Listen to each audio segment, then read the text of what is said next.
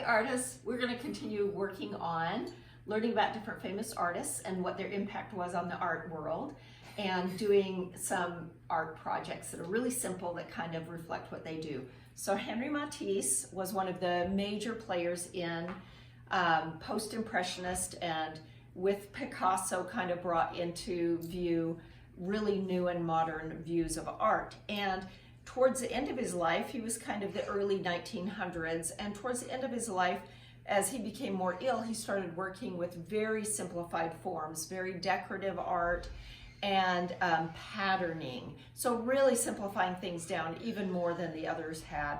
And started working, because of his illness, stopped painting, worked in collage and paper.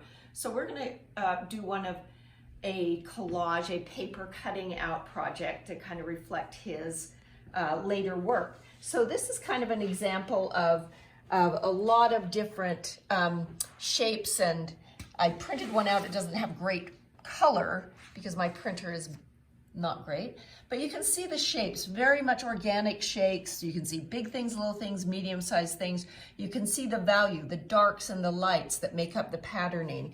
And you can see how he used those all together. So really for this project, you will need a glue stick and some scissors and some brightly colored scraps, and just have at it with making all sorts of different shapes and wild stuff with your scissors. You don't really have to draw it with a pencil. You can if you want, but it's really fun to just let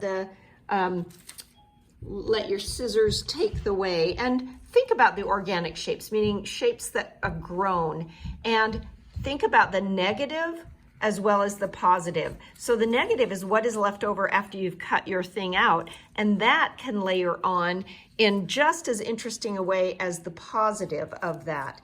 Remember to overlap.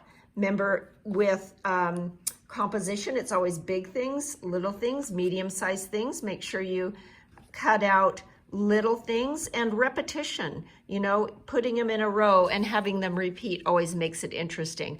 The fun thing about this project is you can keep arranging and rearranging stuff and layering it up until you love it, and then glue it down. I wouldn't glue it down until you really have explored all the different ways that you can put something together. I started with a base of this colored paper, and I put some white paper on top. You can just use white paper. He often did.